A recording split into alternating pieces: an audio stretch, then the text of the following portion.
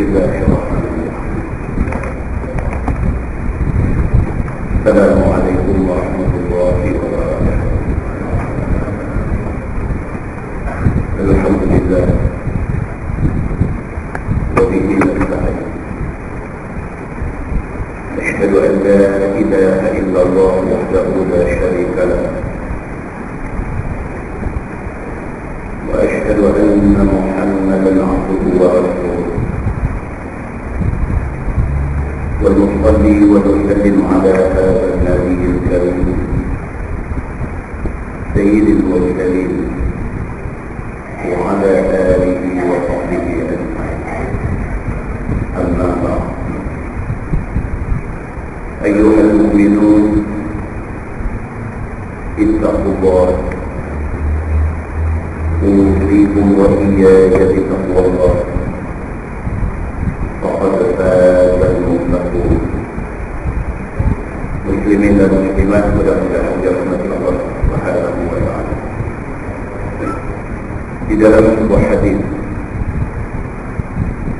an Abi Hurairah radhiyallahu anhu qala qala an-nabi sallallahu alaihi wasallam hajara Ibrahim alaihi salam bi Sarah فدخل بها قرية فيها ملك من الملوك أو جبار من الجبابرة، فقيل دخل إبراهيم بامرأة هي من أحسن النساء، فأرسل إليه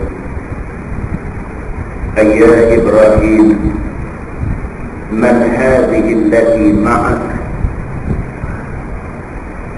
قال أختي. ثم رجع إليها فقال إبراهيم لا تكذبي حديثي، فإني أخبرتهم أنك أختي، والله إن على الأرض مؤمن غيري وغيرك. فأرسل بها إليه فقام إليها، فقام توضأ وتصلي، فقال اللهم إن كنت آمنت بك وبرسولك وأحصنت فرجي إلا على زوجي فلا تسلط علي الكافر، فغص حتى ركض برجله. قال أبو هريرة فقال اللهم إن يمت فيقال هي قتلته، فأرسل في الثانية أو في الثالثة فقال والله ما أرسلتم إلي إلا شيطانا، ارجعوها إلى إبراهيم وأعطوها آجر. فرجعت إلى إبراهيم عليه السلام فقالت أشعرت أن الله كبت الكافر وأخدم وليدا، أو كما قال. حديث صحيح رواية البخاري. Daripada Abi Hurairah radhiyallahu anhu, kata dia Nabi sallallahu alaihi wasallam bersabda, telah dihijrah Nabi Ibrahim alaihi salam bersama istrinya yang bernama Sarah. Dan kita dah baca dalam tafsir, Nabi Ibrahim alaihissalam, isteri dia nama Sarah, menikah begitu punya lama, tak ada anak. Kemudian satu raja zalim sudah bagi hadiah dekat dia satu jariah, satu hamba perempuan. Nama perempuan tu Hajar. Nabi Ibrahim mula-mula dapat anak dengan Hajar ni, yang merupakan hamba perempuan kepada isteri dia. Lepas tu baru dia dapat anak dengan isteri dia Sarah. Hadis yang kita baca pada malam ni, dia cerita tentang Nabi Ibrahim AS berhijrah. Dia berhijrah bersama isteri dia yang bernama Sarah. Kata hadis tu, fadakhala biha qaryah. Nabi Ibrahim AS dengan isteri dia Sarah telah masuk dalam satu qaryah. Fiha malikun minal muluk atau jabbarun minal jababirah. Yang daerah itu ataupun qaryah itu ataupun negeri itu diperintah oleh seorang raja yang cukup zalim. Jabbar, dia bagi jabbar ni makna dia zalim dan something. Itu makna jabbar. Salah satu daripada nama Tuhan Jabbar. Jabbar ni makna dia tu yang dulu jadi isu. Tuhu ni adik kata Allah something tu. Ini terjemahan daripada perkataan Jabbar. Raja yang zalim dipanggil Jabbar, raja something dia panggil. Maka Nabi Allah Ibrahim AS sudah termasuk di dalam negeri, di dalam daerah yang diperintah oleh seorang malik, oleh seorang raja. Yang raja ini dia ni Jabbar, dia ni something, dia jahat, dia zalim. Faqila, maka Allah dibagi tahu kepada raja zalim ini, dakhala Ibrahim bi imra'atin hiya min ahsanil nisa. Ni kaki mengampu raja ni, dandan lari pergi jumpa raja, dibagi satu report kepada raja zalim ni. Dia berkata dakhala Ibrahim masuk dalam negeri tuanku. Dia berkata bi imra'atin, dengan satu perempuan, hiya min ahsanin nisa. Ini perempuan cukup cantik, cukup comel. Tidak ada orang comel lebih daripada perempuan yang ikut Ibrahim ni. Ni dia beritahu dekat raja, sebab dia tahu raja ni, raja zalim ni peminat perempuan cantik. So kerana nak pergi mengampu, kerana nak pergi ambil nama, kerana nak pergi ambil kedudukan di sisi raja zalim ni, dia report dekat raja, beritahu Ibrahim masuk dengan satu perempuan cantik. Fa'arsala ilaih, maka Ibrahim AS, Nabi Allah Ibrahim AS dipanggil oleh raja. Ayya Ibrahim, man hadhihi allati ma'ak. Raja panggil Nabi Ibrahim, dia tanya Nabi Ibrahim, wahai Ibrahim, siapa perempuan cantik yang bersama dengan kamu ni? Qala Ibrahim, ukhti. Nabi Ibrahim jawab, dia kata ukhti, dia kata ni saudara perempuan saya. Ini yang isu kata Nabi Ibrahim bohong Tuhan, bohong. Nabi Ibrahim berbohong. Ada beberapa kali, ini salah satunya. Yang lagi satu tu cerita pecah berhala tu. Yang kemudiannya bila dituduh kata dia yang pecahkan berhala tu, dia kata tak. Kalau nak tahu siapa, dia kata ditanya berhala besar yang di tengkoknya ada gantung kapak yang digunakan untuk pecah ni. Itu 2 kali. Ada lagi sekali, 3 kali Nabi Allah Ibrahim AS ini direkodkan sebagai cakap tidak benar. Begitu. Bila raja panggil dia, raja tanya, wahai Ibrahim, siapa perempuan cantik yang bersama dengan kamu ni? Qala ukhti, dia kata ni saudara perempuan saya. Dia tak kata isteri dia. Summa raja'a ilaiha, kemudian Nabi Ibrahim AS balik kepada isteri dia. Masa raja panggil, dia pergi seorang. Lepas tu dia balik di dekat isteri dia. Faqala Ibrahim, la tukadzibi hadithi, fa inni akhbartuhum annaki ukhti. Dia balik dekat isteri dia, dia kata dekat isteri dia, tolong jangan bagi berbeza cakap kita. Kalau terjemahan perkataannya, la tukadzibi hadithi, dia kata hang tak lagi, kalau dia panggil, jangan engkau mendustakan cakap aku. Aku dah habaq dekat mereka, kata hang saudara aku, adik perempuan aku. Hang jangan pergi habaq dekat mereka, kata hang isteri aku. Itu tak sama. Oleh kerana aku dah habaq dekat raja, kata hang saudara perempuan aku, kata hang adik perempuan aku, hang pun kena pergi kata hang adik perempuan aku. Jangan kita berbeza cakap. La tukadzibi hadithi. Jangan engkau dustakan cakap aku. Fa inni akhbartuhum annaki ukhti. Kerana aku pergi habaq hang adik perempuan aku. Wallahi in 'ala al-ardi mu'minun ghairi wa ghairuk. Aku terpaksa cakap lagu tu pasal apa? Pasal demi Allah. Dia kata, dalam negeri ini tidak ada orang yang beriman melainkan hang dengan aku saja. Keadaan itu memaksa Nabi Allah Ibrahim alaihissalam tidak cakap benar.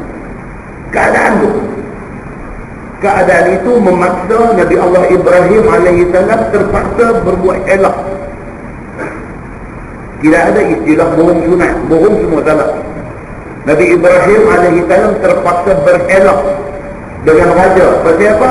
Dia kata, wallahi in 'alal ardi mu'minun ghairi wa ghairu. Atas bumi ini, tempat kita duduk ni, dalam negeri ini, tidak ada orang beriman melainkan aku dengan hang saja. Kita dua saja beriman. Dia kata, hak doa ni semua orang jahat. Begitu. Fa'arsala biha ilaihi faqama ilaiha. Macam yang diduga, raja panggil pula Sarah ini, isteri Nabi Ibrahim ini, untuk pergi ke istana dia dan menjadi gundik dia. Dia terus panggil isteri Nabi Ibrahim, Sarah ni, dia panggil pergi ke istana dia untuk jadi perempuan simpanan dia. Faqamat tawabba'u fatusalli. Nabi SAW cerita hadis ni kepada sahabat-sahabat. Hadis ni hadis sahih riwayat Al-Bukhari. Nabi SAW kata, apabila Sarah pergi sahaja menghadap raja zalim tu, dia pergi dalam keadaan tawaddu', dalam keadaan berwudu.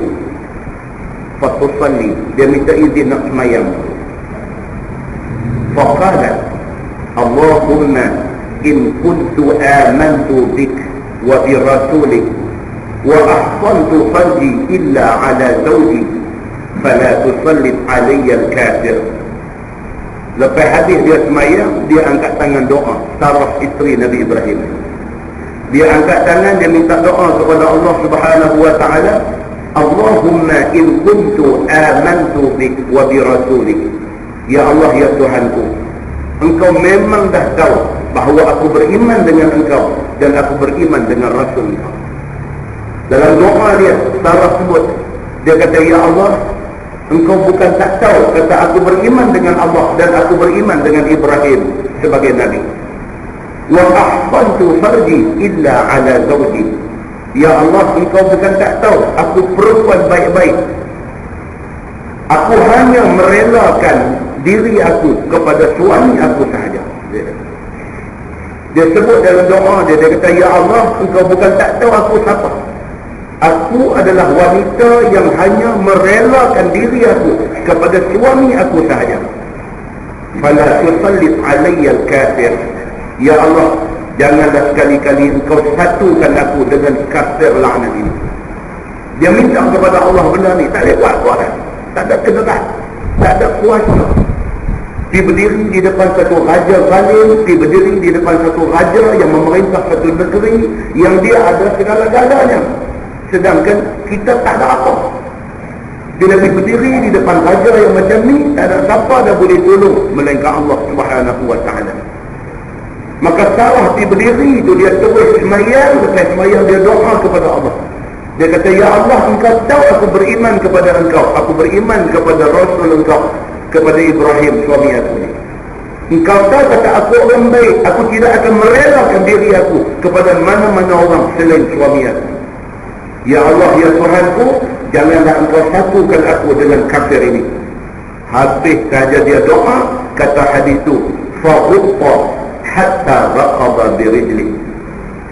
Serentak dengan habis doa dia, tiba-tiba saja raja ni jatuh dan hitam di situ. Dan serentak dengan itu, kaki dia tak boleh nak bergerak, tak boleh nak berdiri pun di atas bumi. Hadis itu hadis sahih riwayat Al-Bukhari. Di dalam riwayat lain, juga riwayat Al-Bukhari, dia kata, qala Abu Hurairah ada tambah sikit lagi. Faqalat, Kata Sarah, isteri Nabi Ibrahim ni, Allahumma in yamut fayuqalu hiya qatalathu. Ada tambah dalam riwayat lain, kata Sarah sebut dalam doa dia. Dia kata, ya Allah, ya Tuhanku, kalau sekiranya engkau takdirkan raja ni mati sekali lagi, orang akan tuduh kata aku bunuh dia. Yakinnya Sarah ni kepada Allah Subhanahu wa ta'ala sampai tahap tu. Sampai tahap dia kata, kalau sekiranya Allah mengkabulkan doa dia, Allah bagi mati Raja Zalim ni, orang akan tuduh kata aku bunuh raja ni. Dia yakin kata Allah akan pertahan dia, Allah akan binasakan raja ni. Dia yakin dengan Allah sampai tahap tu. Ni Sarah ni. Kemudian kata dalam hadis yang ditambah ni, dia kata fa'ursila fid thaniyah atau fid thalitha. Nabi SAW kata, raja ni terai nak ambil Sarah ni 3 kali. Dia panggil sekali, tak boleh. Dia panggil lagi sekali, tak boleh. Dia panggil kali ketiga pun tak boleh juga. Faqala wallahi ma arsaltum ilayya illa syaitana. Kali ketiga, raja ni dalam keadaan duk tersungkup di atas bumi ni, dia kata, demi Allah, yang dihantar kepada aku ni bukan perempuan, tapi ini syaitan. Dia kata, pasal dia tak boleh nak buat apa ke Sarah ni. Selama ni dia beraja di mata, bersultan di hati. Selama ni dia membujuk lalu melentang patah. Selama ni kalau dia kata mau, dia akan dapat benda tu. Tiba-tiba mai dengan Sarah, isteri Nabi Ibrahim ni, dia panggil sekali tak boleh, 2 kali tak boleh, 3 kali tak boleh. Last sekali dia kata, wallahi ma arsaltum ilayya illa syaitana. Demi Allah, dia kata, perempuan aduk mai ni bukan orang biasa, dia ni setan. Dia kata, irji'uha ila Ibrahim. Dia kata, hampir balik dekat Ibrahim. Dia kata, wa'atuha ajar. Dan dia menghadiahkan pula kepada Sarah ni satu khadam perempuan yang bernama Hajar, ataupun dalam hadis sebut Ajar, 2 nama. Macam Nabi Muhammad lah. Dalam Quran ada sebut Muhammad, Muhammadun Rasulullah walladzina ma'ahu, dia guna Muhammad. Ada dalam ayat lain dia sebut ismuhu Ahmad. Nama Nabi itu ialah Ahmad. Muhammad ke Ahmad ke, maknanya seorang, Nabi Muhammad sallallahu alaihi wasallam. Sama juga dengan Hajar ataupun Ajar. Dua-dua ni balik kepada isteri Nabi Allah Ibrahim alaihi salam. Maka Raja Zalim ni dia tak boleh nak sentuh Sarah ni. Dia bagi balik kepada Nabi Ibrahim, dia bagi pula satu hamba perempuan yang bernama Ajar. Faraja'at ila Ibrahim alaihi salam. Maka Sarah ni selamat, balik dia kepada Nabi Ibrahim alaihi salam. Faqalat asy'arta. Bila dia sampai depan Nabi Ibrahim, dia kata, sedar tak? Dia kata, asy'arta, sedar tak? Anna Allah kabatal kafir wa akhdama walida. Allah Subhanahu wa ta'ala telah menghina kafir. Dia kata, raja kafir ni Allah hina dia sampai dia tak boleh nak sentuh aku pun. Wa akhdama walida. Bahkan Allah Subhanahu wa ta'ala jadikan raja kafir ni sebagai khadam kepada hamba sahaya. Dia kata, maknanya hina. Nah, abang kata Allah menghina raja yang selama ni dia nak apa dia dapat, tapi dia nak aku, Allah tak bagi dia dapat. Bahkan dia bagi pula lagi hadiah dekat kita, satu orang hamba perempuan. Muslimin dan muslimat yang dirahmati Allah, hadis ni nak beritahu dekat kita satunya apa dia? Keistimewaan Nabi Ibrahim alaihi salam. Yang kedua, turut diberi keistimewaan ialah isteri dia Sarah. Dan hadis ni juga nak bagi tahu kepada kita bahawa keyakinan yang mutlak kepada Allah Subhanahu wa ta'ala pasti ada hasilnya. Allah Subhanahu wa ta'ala akan bagi anugerah kepada siapa sahaja yang percaya penuh 100% solid. Kalau dalam bahasa kita lama, dia kata iman yang jazam.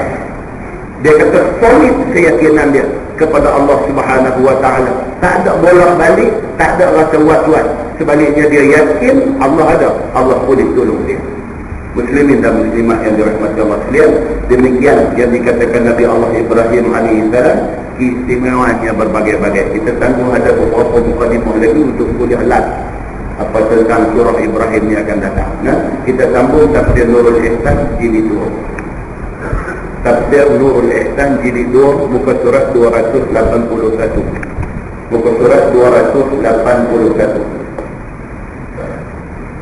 bulan lepas kita dah baca cerita bagaimana syaitan laknatullah alaih. Syaitan apabila manusia ni dah sampai di padang mahsyar, syaitan berlepas diri di depan Allah. Dia kata, aku tidak pernah paksa manusia suruh ikut aku, tapi manusia yang nak ikut aku. Ini yang syaitan sebut di mahsyar itu di depan Allah Subhanahu wa ta'ala.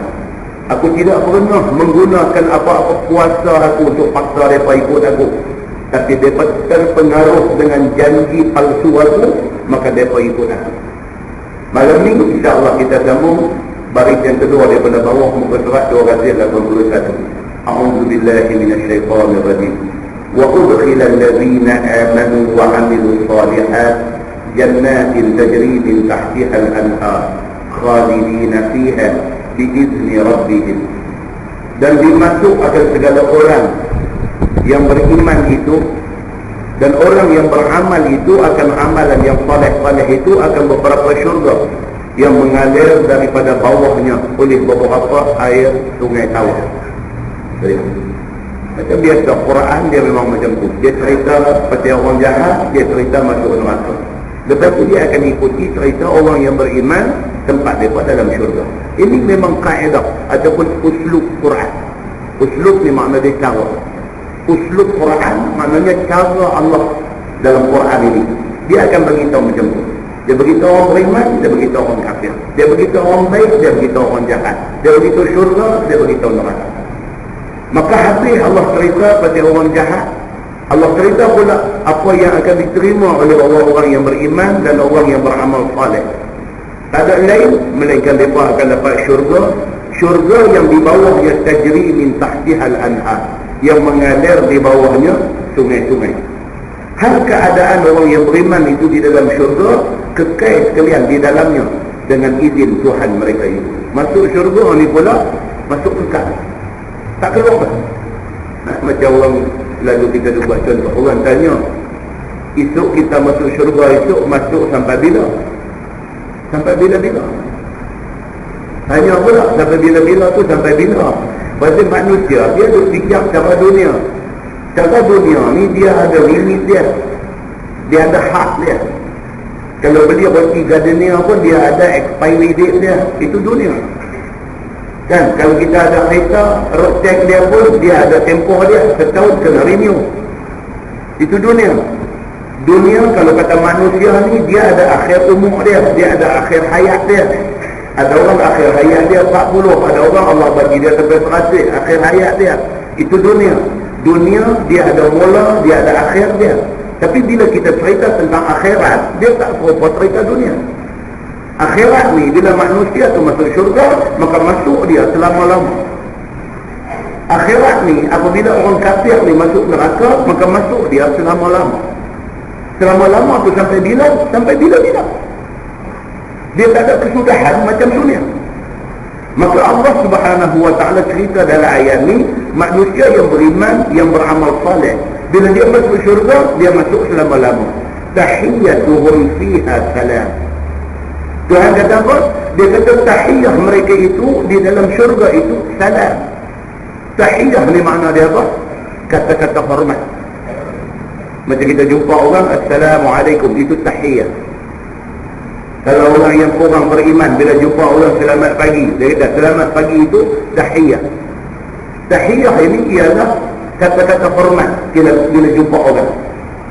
Maka kata-kata hormat orang yang duduk di dalam syurga itu apa dia? Salam. Tuhan kata kata-kata hormat ahli syurga itu, bila hang jumpa aku jumpa hang, kata apa? Salam. Ini adalah ucapan tahiyah bagi penduduk syurga. Jadi tak perlu dijadikan isu benda-benda macam ni. Duk bahas dalam internet ni, lepas kita naik menyampah. Duk bahas dari dia apa? Bila hantar SMS, boleh tak boleh tulis salam.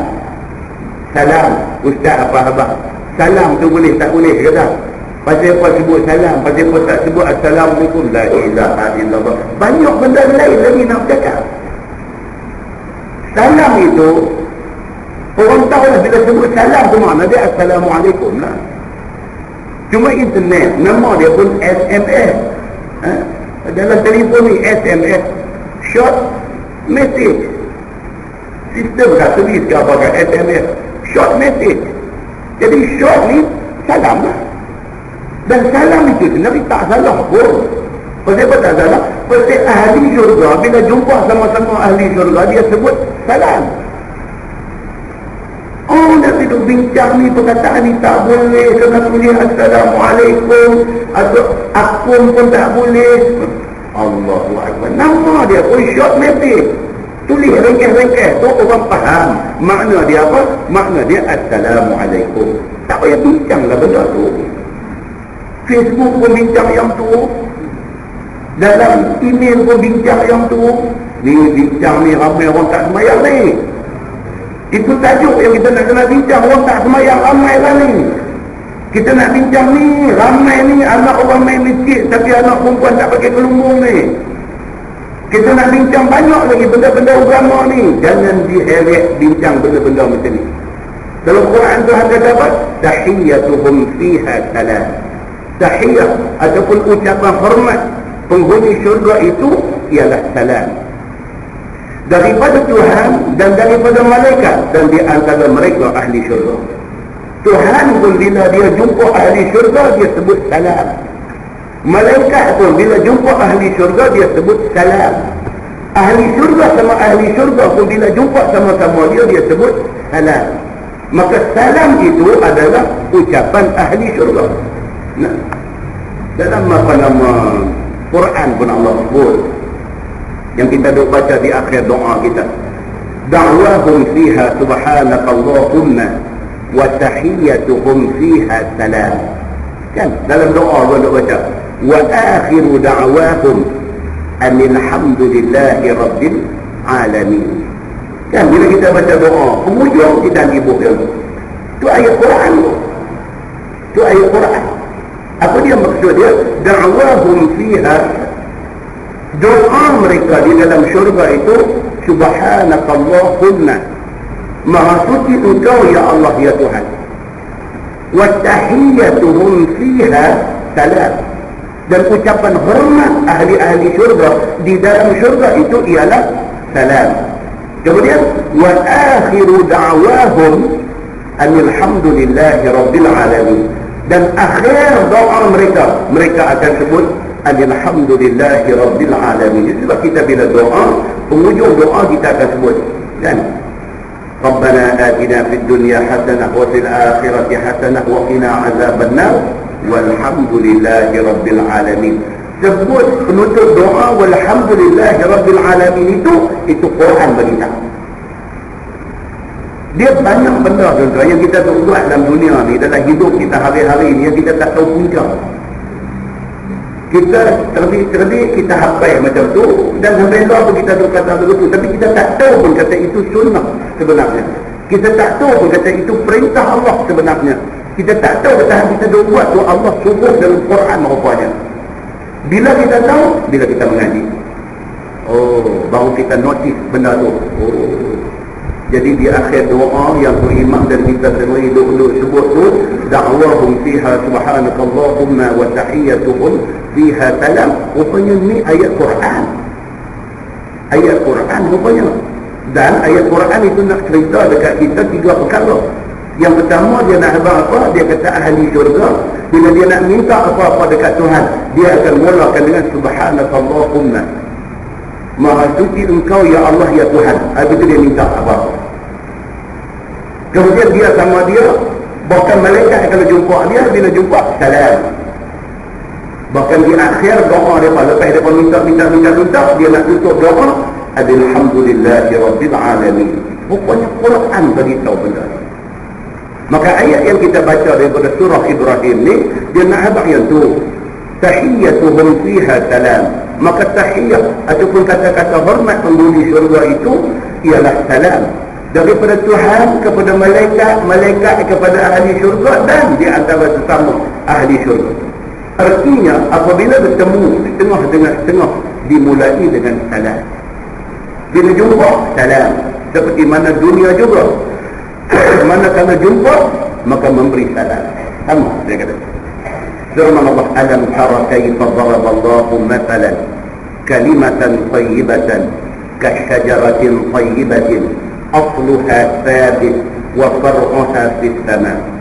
Tiadakah engkau lihat, wahai Muhammad, betapa perbuatan Allah akan bandingan kalimah yang baik, iaitu la ilaha illallah itu diberi perumpamaan seperti pohon kayu yang baik, iaitu pokok tamar.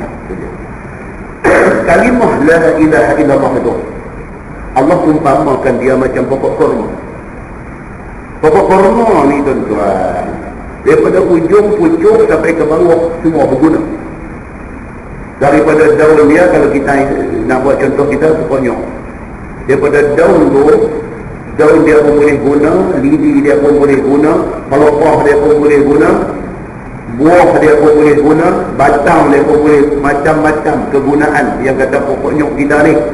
Dan dicontohkan di sini pokok tamar ataupun pokok kurma. Dulu Masjid Nabawi mula-mula dibina oleh Nabi dan para sahabat, tiang dia apa? Batang tamar. Tiang dia batang tamar. Bumbung dia apa dia? Daun tamar. Pokok tamar. Pokok tamar ini diumpamakan seperti satu kalimah thayyibah, seperti kalimah la ilaha illallah yang sangat berguna. Kerana sebut tu aja, dia terlepas daripada neraka. Dia terlepas daripada kekal dalam neraka. Satu aja. Kalau tengok hadis Nabi bergelut tu, bila kau menakan nak mati ni. Ya. Ni, bila kau menakan nak mati ni, Nabi tu tepi. Ni Nabi bukan nak ajak dia semayang. Nabi bukan nak ajak dia berlebih. Nabi nak suruh ucapkan la ilaha illallah saja. Nabi duduk tepi kau menakan ni. Ya ammi, wahai pakcik, qul la ilaha illallah. Pakcik katalah la ilaha illallah. Hak tu aja Nabi nak ajak. Padahal dia ni, padahal Abu Talib ni orang Arab. Kalimah la ilaha illallah ni tidak susah bagi dia kalau dia nak sebut. Dia Arab. Tapi Allah tak izin dia sebut. Ni kalimah thayyibah ni, kalimah yang baik ni, Allah tak izin semua orang sebut. Orang yang boleh sebut adalah orang pilihan Allah Subhanahu wa ta'ala. Tu sebab kena bangga kita jadi orang Islam. Kena bangga ni. Allah bagi dekat kita hidayah, Allah bagi dekat kita petunjuk, Allah bagi kita jadi orang Islam ni, kita kena terima kasih banyak-banyak pada Allah. Terima kasih banyak-banyak pada Allah. Kita duduk hari-hari, duduk bergerak dalam masyarakat, duduk jumpa kawan-kawan ni hak bukan Islam ni, kesian dekat mereka.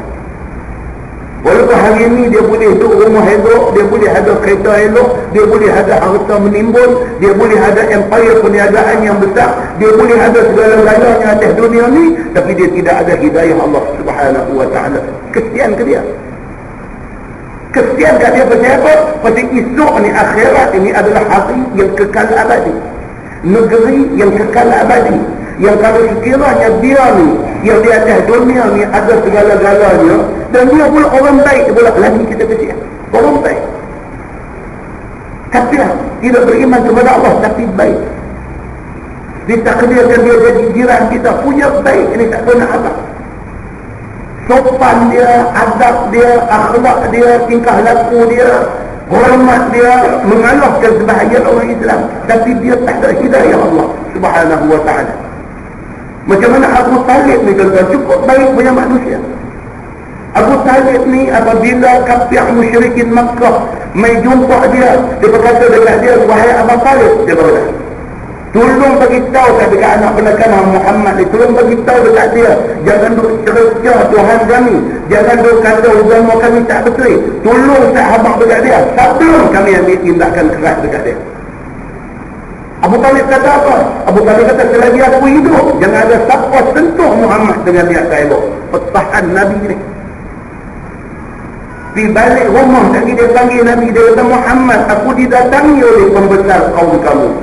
Dia meminta aku suruh buat macam ni. Nabi tak kata apa. Nabi kata, ya ammi pakcik, dia kata, Kalau boleh ambil matahari buh atas tangan aku, ambil bulan buh atas tangan kiri aku, suruh aku tinggal kerja dakwah Islam yang aku duk buat ni, dia kata aku tidak akan tinggal. Sama ada aku berjaya ataupun aku dimatikan oleh Allah Subhanahu wa ta'ala. Abu Talib dengar yang tu, dia kata Muhammad buat apa yang aku buat, aku jaga. Manusia macam ni, kalau kita tak kata baik, kita nak kata apa? Baik Abu Talib ni. Sehingga kan Nabi SAW menangis minta dekat Allah, minta Allah tolong ke mana pun, tolonglah Abu Talib ni. Allah kata kerana doa Nabi SAW, Abu Talib adalah kafir yang akan dikenakan azab yang paling ringan di dalam neraka. Apa dia? Lahu na'lan wa syurakan. Diberikan kepadanya sepasang kasut dan 2 utas tali untuk pegang. Bila dia taruh pada kasut tu, yaghli minhuma dimaru, mendidih kotak dalam kepala dia. Itu azab paling ringan aku boleh bagi. Pasal apa? Pasal mengenangkan dia jaga Tuhan dia.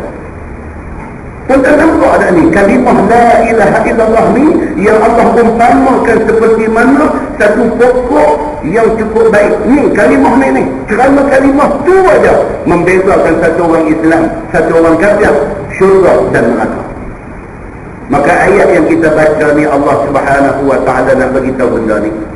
Allah Subhanahu wa ta'ala kata, Allah buat perumpamaan, alam tara kaifa daraballahu mathalan kalimatan tayyibatan kasyajaratin tayyibatin asluha thabitun wa far'uha fis sama. Tidakkah engkau lihat wahai Muhammad betapa Allah buat akan bandingan kalimah la ilaha illallah seperti pohon kayu yang baik, iaitu pokok taman. Perdunya di dalam bumi tetapi cabangnya naik ke langit. Itu dia. Yang kata kalimah la ilaha illallah itu perdu berada dalam bumi, tak terbongkah mudah-mudah. Nur pucuk dia julang naik ke langit. Maka diumpamakan manusia yang beriman kepada Allah Subhanahu wa ta'ala, iman dia kemas bertapak di dalam hati, amalan yang dia buat terbang naik ke langit menghadap Allah Subhanahu wa ta'ala. Tu'ti ukulaha kulla hinin bi'izni rabbiha, maka mendatang ia akan buahnya tiap masa dengan izin Tuhannya. Pokok yang baik ni buah dokmai tak berhenti dengan izin Tuhan. Demikianlah kalimah iman, tetap ia di dalam hati mukmin dan amalannya naik ke langit dan mengenal akan dia tiap-tiap waktu pahalanya dan juga berkatnya. Naik amalan kita ni, kita baca hadis di mana Masjid Menang itu ni yang cerita tentang amal kita naik ke langit berapa kali sehari? 2 kali sehari. Bila? Subuh dengan asar, 2 waktu. Hadis sahih menceritakan amal kita dalam satu hari 2 kali naik dipersembahkan kepada Allah. Subuh naik sekali, asar naik sekali. Malaikat yang bawa naik tu sekali dengan bawa amalan kita naik, sekali dengan azab kepada Allah. Ya Allah, aku tinggal membuat amal ni tadi dalam keadaan dia tengah semaya. Malaikat yang mai ambil pula kata, ya Allah, aku mai kepada dia tadi, dia dalam keadaan sembahyang. Muslimin dan muslimat yang dirahmati Allah sekalian, kata qil, demikian juga tasbih dan tahiyat dan istighfar dan taubat dan doa, semuanya itu naik ke langit. Semua benda-benda baik yang kita buat ni, amalan-amalan baik yang kita buat ni, sama ada kita bertasbih subhanallah, subhanallah, subhanallah, naik ke langit. Dan sama ada kita ini beristighfar, astagfirullahalazim, astagfirullah, naik ke langit tu amalan itu. Sama ada kita bertaubat kepada Allah, menangis kita menyesal dosa-dosa kita dulu, ataupun doa-doa kita, semua naik ke langit. Kata qil dia begitu. Firman Allah, wa yadribullahu al-amthala lin-nas la'allahum yatadhakkarun.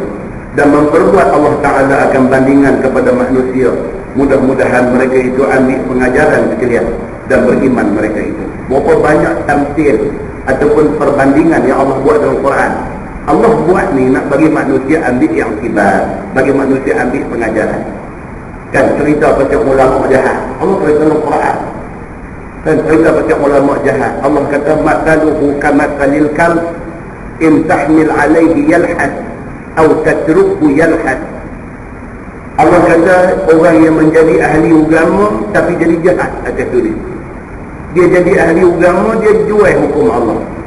Dia jadi ahli agama, dia tidak amanah dengan Allah. masaluhu kamasalil kalb. Ini perumpamaan. Tuhan kata diumpamakan dia ni seperti mana anjing. Jadi ahli agama, orang panggil ulama, orang panggil ustaz, jahat. Dia tipu orang dengan ayat Quran, dengan hadis. Dia tipu orang untuk kepentingan dirinya. Masaluhu kamasalil kalb. Perumpamaan dia sama macam seekor anjing. Tuhan kata, in tahmil alaihi yalhas atau tatrukhu yalhas. Kamu pergi dekat dia pun dia julung lidah, kamu tinggal dia pun dia julung lidah. Allah bagi satu perumpamaan yang cukup hina kepada orang agama yang pergi buat kerja macam ni. Dia macam anjing duk jelai lidah. Hang pergi dekat dia pun dia betul, hang tinggal dia pun betul. Dia ni macam anjing duk jelai lidah tak berhenti. Allah Subhanahu wa ta'ala marah kepada orang yang tidak amanah kepada ilmu yang Allah bagi ke dia. Allah kata kepada dia, itu perumpamaan. Perumpamaan tu dia kata apa? Supaya la'allahum yatadhakkarun. Mudah-mudahan manusia ni ambil ingat dengan pengajaran perumpamaan yang Allah Subhanahu wa ta'ala bagi.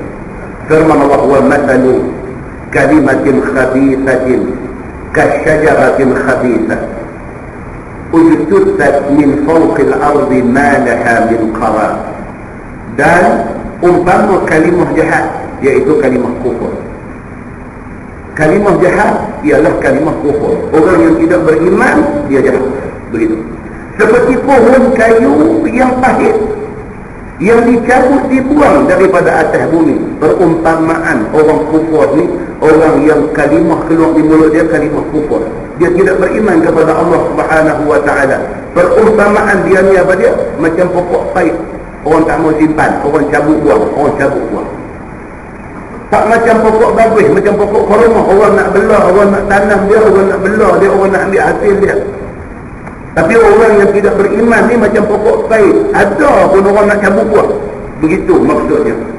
Tiada baginya ketetapan. Demikianlah kalimah kufur. Dia tak boleh nak menetap pun atas bumi ni. Orang tengok dia, orang cabut buang. Pokok yang tak berguna. Pokok tak berguna, pokok apa? Banyak. Pokok apa? Duri keman. Berguna duri keman. Orang kira nak cabut buang ni. Ada yang jadi satu masalah. Pokok temucut. Dia kata duri keman, temucut tu dah. Siapa seronok simpan temucut di rumah dia? Bila nampak temucut naik, ya rimah. Ini perumpamaan pokok yang tak berguna ni. Orang rimah, orang nak cabut, nak buang. Tidak ada ketetapan baginya di bumi ni. Demikianlah perumpamaan kalimah kufur. Tidak ada ketetapan baginya. Dan tiada cabang dan tiada barakah baginya. Seperti mana tu dia buat contoh. Macam kita contoh tadi lah. Dia kata timun dendang apa.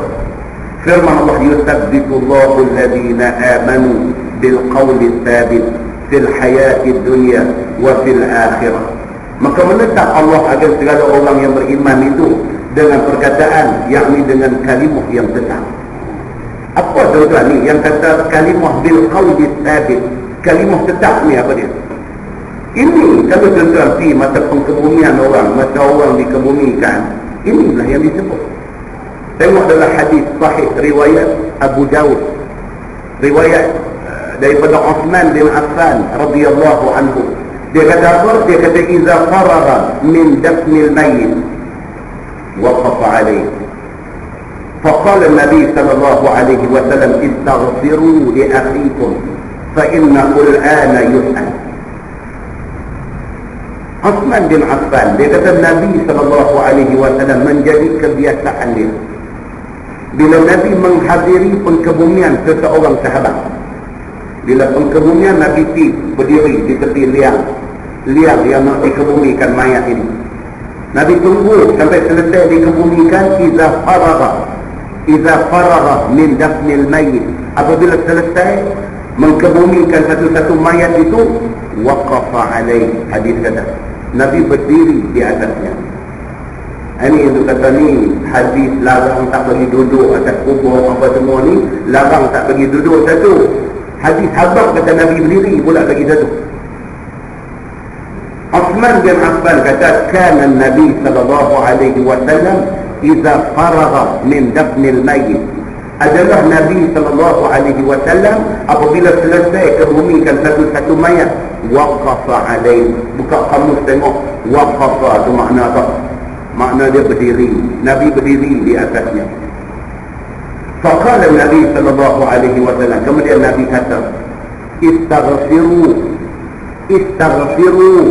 mintalah ampun li akhikum, kepada saudara kamu yang baru dikebumikan ini. Kita orang hidup dengan dia baru tanam, yang lain tak ada. Melainkan apa? Doa aja. Lain tak ada. Masa tu hidup nak ajak dia terus mengucap, bukan kata dia ada. Nak ajak dia sebelum dia mati. Dia dah mati, dia dah masuk kubur, dah tak dah duduk ajak apa dah, tak boleh dah. Tazkirah di kubur tu buat orang hak main hantar mayat ni. Ni kawan hak pikul main mayat tapi tak semayang ni, dia kena dengar. Ni dalam kampung kita ni, dari segi kemasyarakatan ni bagus. Kenduri, kendara, sakit, demam, mati ni, oh, turun habis segala pemuda-pemuda kampung ni, turun. Orang semayang daripada pemain hantar mayat bukan tunggu di bawah pegawai tak apa. Habis dah semayang, lari pintu tu pula, sambut turun pula. Semayang dah. Ya, kemasyarakatan saja. Marka penuh. Tapi semayang kalau habis. Mereka ni kena dengar. Tazkirah di kubur ni bukan nak bagi kawan mati tu dengar. Ni nak bagi kawan yang hantar mayat ni. Mereka ni kena dengar. Lepas tu doa kepada orang mati ni. Nabi kata, istaghfiru li akhikum. Mintalah ampun untuk saudara kamu yang mati ni. Wasalu lahu tasbih. Dan mintalah kepada Allah supaya Allah bagi dekat dia tasbih. Tasbih ni ayat nak kita baca tadi. Tasbih maksudnya apa? Ketetapan hati ketika nak kena soal dengan muka dan nakir tadi. Fa'innahul ana yus'al. Nabi kata kerana dia sekarang ni sedang disoal oleh malaikat Allah Subhanahu wa ta'ala. Tanam tu disoal dia oleh malaikat Allah Subhanahu wa ta'ala. Tak boleh buat apa kan? Dalam hadis yang kita selalu baca, saya ingat dah baca pun dah berbelas kali ke berpuluh kali. Hadis riwayat Imam At-Tirmidzi yang kata dia an Abi Hurairah radhiyallahu anhu qala Rasulullah sallallahu alaihi wasallam idza qubira al-mayyit. Nabi kata apabila dikuburkan satu-satu mayat, atahu malakani aswadani azraqani, maka mai kepada mayat itu dua malaikat yang berpakaian hitam dan kebiru-biruan. Tak nampak tuan-tuan. Kalau takdir malam ni kita mati, esok ke bumi kita jumpa kan. Kalau takdir kata kita mati malam ni, esok ke bumi, esok kita jumpa ni hadis ni. Mari kepada dia malakani, dua malaikat aswadani yang pakaian kehitam-hitaman, azraqani dan kebiru-biruan. Turun malaikat dengan pakaian ini. Yuqalu li ahadihum al-munkar wal akharu an-nakir. Dipanggil hak seorang yang munkar dan seorang yang nakir. Malaikat munkar dan nakir. Dua iman. Fayaqulan, kata dua malaikat ni kepada kawan baru kena tanam, ma kunta taqul fi hadha ar-rajul. Soalan nombor satu, apa yang nak kata pada laki-laki ini? Serentak dengan tu Allah nampak ke rupa Nabi Muhammad sallallahu alaihi wasallam kepada orang yang baru mati. Tak pernah kita tengok muka Nabi. Tanam kita Allah nampak ke muka Nabi sallallahu alaihi wasallam. Muka nakir tanya kita, "Maza taqul li hadha rajul?" Nak kata apa pada laki-laki ini? Fayaqul ma kana yaqul huwa Abdullah wa rasuluh. Kalau hak mati tu orang beriman, dia nampak aja muka Nabi, dia terus jawab, huwa Abdullah wa rasuluh. Dia hamba Allah dan dia Rasulullah. Bukan pasti kita ada ajak dia atas kubur ni dia boleh jawab, tapi dia boleh atau tak boleh jawab bergantung kepada amalan dia masa dia atas dunia dan bergantung kepada izin Allah Subhanahu wa ta'ala. Tak ada sangkut kau dah kita di atas dengan dia di bawah ni tak boleh ajak dah. Malaikat tanya jangan nak kata apa dengan laki-laki ni. Tak kata nampak muka Nabi Muhammad. Kalau dia beriman, dia kata huwa Abdullah wa rasuluh. Dia adalah hamba Allah dan dia adalah Rasulullah. Asyhadu an la ilaha illallah wa anna Muhammadan abduhu wa rasuluh. Terus mulut dia kata apa? Aku naik saksi tak ada Tuhan melainkan Allah dan Muhammad ini memang betul-betul pesuruh Allah. Fayaqulani, maka kata malaikat kepada dia, qad kunna na'lam annaka taqulu hadha. Kami tahu dah hang boleh jawab benda ni. Malaikat itu sebagai formality, sebagai nak memenuhi peraturan yang Tuhan tentukan. Malaikat tahu dah ni, hak dia nak ditanya ni orang beriman ke, orang yang bermasalah ke. Malaikat tahu dah. Dia tinju pasal apa? Pasal itu formality yang Tuhan tentukan. Bila jawab dia Tuhan, huwa abdullah wa rasuluh, malaikat kata apa? Kunna na'lam annaka taqulu hadha. Kami tahu dah kata hang nak jawab macam ni. Ni tuan-tuan ni pasal apa ni yang dia kata dia tahu dah? Pasal dia bergantung kepada kita masa atas dunia macam mana. Hadis ni menunjuk kata tak ada kena mengena dengan kawan hadut ajak dia atas tu. Tahu dah dia ni orang baik, maka dia akan boleh jawab soalan yang ditanya kepada dia. Kata Nabi SAW, "Thumma yuftahu lahu fi qabri 70 zira'an fi 70." Maka Allah Subhanahu wa taala perintahkan kepada liang kubur dia tu supaya luas seluas 70 hasta luas. 70 hasta kali 70 hasta. 70 zira'an fi 70. Maknanya 70 kali 70. Luas kubur dia ni. Pasal apa? Pasal dia kenal Nabi sallallahu alaihi wasallam. Thumma yunawwarunahu fihi. Nabi Muhammad kata, kemudian diterangi kuburnya dengan cahaya. Kemudian Nabi kata apa? Thumma yuqalu lahu nam. Kemudian malaikat kata kepada dia, nam. Tidur hang okey dah. Tak payah kau beritahu dah. Nam. Tidur. Nam kanaumil arus. Tidur macam mana tidur pengantin. Salah satu riwayat lain kata. Tidur. Hang okey dah. Pasal apa? Pasal masuk kubur kenal Nabi Muhammad. Cukup. Pasal apa? Pasal masuk kubur terus boleh sebut asyhadu an la ilaha illallah wa anna Muhammadan abdullah wa rasuluh. Boleh kata yang tu. Malaikat kata nam. Tidur. Kamu okey dah. Tapi dalam hadis At-Tirmizi ni dia kata apa? Fayaqul, mayat tu kata kepada malaikat ni. Mayat yang tengah disoal oleh muka dan nakir ni, dia request, dia minta satu benda kepada malaikat. Dia kata arji'u ila ahli fa ukhbiruhum. Boleh tak bagi tak masa dekat aku? Arji'u ila ahli, aku nak balik ke rumah, nak jumpa keluarga aku. Ni dalam kubur ni dia minta ke malaikat muka nakir. Aku tanya dia ni, dia kata arji'u ila ahli, boleh tak aku nak balik sah ke rumah kepada keluarga aku? Fa ukhbiruhum, aku nak cerita kepada mereka kata betul ni cerita kubur ni. Aku nak balik habaq kat bini aku supaya dia tahu kata kubur ni betul. Aku nak balik habaq kat mak aku, kat ayah aku, kat kak aku, kat abang aku, dekat anak-anak aku. Aku nak habaq kata ni betul ni. Aku tahu kata mereka ni tak tahu tentang betulnya benda ni. Tentu ramai orang tak percaya benda ni. Kalau dia percaya cerita dalam kubur ni, tuan-tuan semayang tak tinggal. Kalau percaya hadis yang kita baca ni, manusia jadi orang baik. Bila manusia tak percaya benda ni, apa yang terjadi hari ni? Maka si mati ni kata dekat malaikat, arji'u ila ahli, aku nak balik kepada keluarga. Fa ukhbiruhum, aku nak hadap ke mereka tentang cerita ni betul. Fa yaqulani, maka kata malaikat muka dan nakir, nam. Malaikat kata tidur. Hang dah habis dah, dengan mereka habis dah. Masa hang nak didik bini hang dah habis dah. Masa hang nak didik anak-anak hang dah habis dah. Masa hang semua dah habis. Sekarang hang dengan urusan. Tuan-tuan, Allah Subhanahu wa taala suruh Nabi habaq kat kita benda. Berapa kali kita baca hadis ni, macam itulah kita baca masuk sini keluar sini. Berapa kali kita baca hadis ni, macam itulah kita dengar, kita ingat tak, kita lupa. Macam inilah kita, kata bila-bila pun kita macam inilah.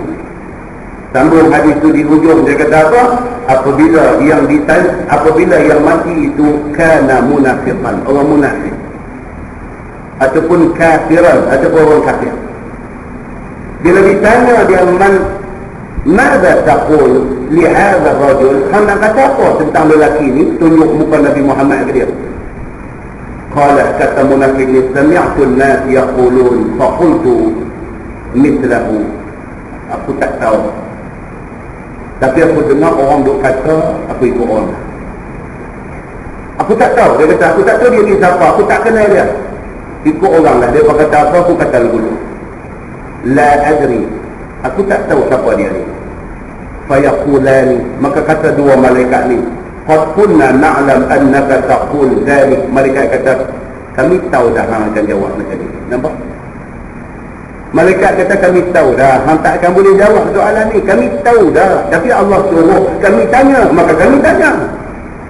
Tapi kami tahu dah hang satu manusia yang tak kenal Nabi. Qad kunna na'lam, sesungguhnya kami tahu annaka taqulu hadha, hang akan jawab macam ni, kami tahu. Fa yuqalu lil ardi, kata Nabi Muhammad sallallahu alaihi wasallam, Allah perintah kepada bumi kubur ni, irta'ini alaihi, bersedaginglah kamu dengan dia. Bersedaging maksudnya apa? Dia suruh rapatkan bumi itu, liang kubur itu, irta'ini alaihi, bersedaginglah kamu dengan dia, himpit dia cukup-cukup. Fatalta'imu alaihi, hadis kata, maka bumi pun himpit mayat ni cukup-cukup. Fatakhtalifu fiha adla'u, Nabi kata sehingga berselisih tulang rusuk mayat itu. Dalam satu riwayat lain, Nabi tunjuk dengan jari dia, Nabi buat macam tu. Bila tak kenal Nabi aja, terus satu suara kata kepada bumi, irta'ini alaih, himpit dia. Maka dia himpit ni, fatalta'imu alaih, maka bersedaging mayat dengan tanah tu jadi rapat habis semua. Nabi tunjuk dengan jari dia, Nabi selang jari macam ni. Nabi kata jadi macam ni, sehinggalah berselisih adla'u, segala tulang rusuk dia. Fala yazalu fiha mu'azzaban hatta yab'athahu Allahu min mabja'ihi dhalik. Nabi kata selama ada bumi ini, selagi mana tak kiamat, begitulah keadaannya. Selagi mana tak jadi kiamat, selagi mana tak bunyi sangkakala menandakan kiamat, maka selagi itulah dia ni dalam kubur, dalam keadaan tu kena himpit bumi, berselisih tulang macam ni. Hadis itu hadis sahih riwayat Imam At-Tirmidzi. Muslimin dan muslimat yang dirahmati Allah, ini ayat yang kita dah baca dah. Ayat ni nak apa ayat tu? Yusabbitullahu alladhina amanu bil qawli thabit fil hayati dunya wa fil akhirah. Telah menetap Allah akan segala orang yang beriman itu dengan perkataan, yakni dengan kalimah yang tetap pada hidup dunia dan pada hidup akhirat, iaitu kalimah la ilaha illallah pada dalam kubur ketika disoal oleh Munkar dan Nakir tentang Tuhan mereka itu dan tentang agama mereka itu, tentang Nabi mereka itu. Maka menjawab orang yang mukmin dengan betul, seperti mana di dalam hadis Syaikhani, dari dalam hadis Bukhari Muslim ada sebut benda ni. Kalau tuan-tuan tengok hadis riwayat Al-Bara, riwayat daripada Al-Bara bin Azib radhiyallahu anhu, dia kata Nabi sallallahu alaihi wasallam bersabda, Nabi kata al-muslim idza su'ila fil qabri, Nabi kata al-muslim, orang Islam itu, idza su'ila fi qabri, apabila ditanya dia di dalam kubur, syahida an la ilaha illallah wa anna muhammadan rasulullah. Orang Islam, orang yang beriman, dia boleh jawab asyhadu an la ilaha illallah wa anna muhammadan rasulullah, dia boleh jawab. Kalau sekiranya dia orang beriman, Nabi kata ini dalam hadis Syaikhani, dua syekh, iaitu Bukhari dan Muslim. Fadzalika qawluhu, Nabi kata, dan itulah yang disebut dalam Quran, yusabbitullahu alladhina amanu bil qawli thabit. Ni ayat kita baca ni, Nabi sebut dalam hadis tu. Nabi kata yang dimaksudkan, kata Allah tetapkan hati orang yang beriman itu ialah apabila ditanya oleh Munkar dan Nakir, mereka boleh jawab dengan elok dan mereka boleh naik saksi bahawa Allah itu Tuhan, Muhammad itu Nabi mereka. Ini adalah maksud ayat yusabbitullahu alladhina amanu bil qawli tsabit fil hayati dunya wa fil akhirah. Firman Allah Subhanahu wa taala, wa yudhillullahu adh-dhalimin, dan menyesat Allah atas segala kafir daripada jawapan itu. Orang kafir tak boleh jawab. Panggillah mai orang yang paling pandai sekali baca talqin, ajak kafir ni suruh cakap, dia tak boleh. Pasal apa? Pasal dia bukan bergantung kepada kawan tu ajak dia atas tu. Dia bergantung kepada dia tu siapa sebelum dia mati. Itu ceritanya. Maka dia kata di sini, maka Allah Subhanahu wa taala wa yudhillullahu adh-dhalimin, dan menyesat Allah segala orang kafir daripada jawapan itu. Tetapi kata mereka itu, yakni kata kafir itu, tiada kami tahu. Hadis yang kita baca tadi, dia kata la adri, aku tak tahu ni Muhammad ni siapa, aku tak kenal dia ni siapa. Nah, muslimin dan muslimat yang dirahmati Allah. Firman Allah, wa yaf'alullahu ma yasha, dan memperbuat Allah barang yang dikehendaki daripada tetap setengah dan menyesat setengah, tiada ikhtirat atasnya. Tak ada no objection. Allah Subhanahu wa taala dalam hadis Nabi kata apa? Hadis riwayat Jabir radhiyallahu anhu. Dia kata Nabi sallallahu alaihi wasallam bersabda, Nabi kata yub'atsu kullu 'abdin fil qabri ala ma mata. Al-mu'min ala imanihi wal munafiq ala nifaqihi. Apa maksudnya? Nabi SAW kata, tiap-tiap manusia akan bangkit daripada kubur itu ni atas keadaan dia masa dia mati. Nabi kata, semua kita ni bangkit kita di mahsyar itu ni, insya-Allah bulan depan ayat tentang mahsyar aja bulan depan. Bangkit kita di mahsyar itu ni ala ma mata, atas apa keadaan dia masa mati. Orang kata apa tuan-tuan, yang last tu very important. Sebab kita berdoa, Allahumma khtim lana bi husnil khatimah. Ya Allah, bagilah ending saya ni, ending yang elok. Last tu penting. Last tu penting. Berapa ramai orang banyak awal cantik, ujung dia pergi gelincang. Wal'iyadzubillah. Minta kita jangan macam tu. Mula dah cantik, starting dia cantik, beginning dia cantik, permulaan dia cantik. Tak apa dia punya silap, dia punya tak kena, dia tak mana, sampai satu tempat dia twist. Daripada 5 tahun dulu, daripada 10 tahun dulu kita kenal dia, dia ahli masjid, dia ahli kelas pengajian, dia ahli agama, dia satu orang yang ahli ibadah. Kita kenal dia 5 tahun dulu, 10 tahun dulu. Hari ini tengok dia totally different. Ada apa? Ada. Sebab macam-macam sebab boleh jadi. Macam-macam tu. Kadang-kadang remeh ni apa saya? Yang jadi macam tu. Allah nak cek dia. Sikit dia apa saya? Dia rumah mengaji elok-elok ni, dia ada krisis dengan salah seorang daripada kawan pengajian ni. Sikit krisis dengan kawan sama-sama mengaji. Sikit krisis tu punya pasal, dia stop tak main mengaji. Bila dia stop tak main mengaji, telinga dia tak dengar dah Quran, tak dengar dah hadis, tak dengar dah nasihat, tak dengar dah apa-apa, maka dia terbuka kepada serangan syaitan. Bila kena dia dah tu, habislah. Dia tinggal habis, dia buat dah ayat apa ni. Dia tinggal habis. Sampai appearance dia, rupa dia pun dah berubah lah.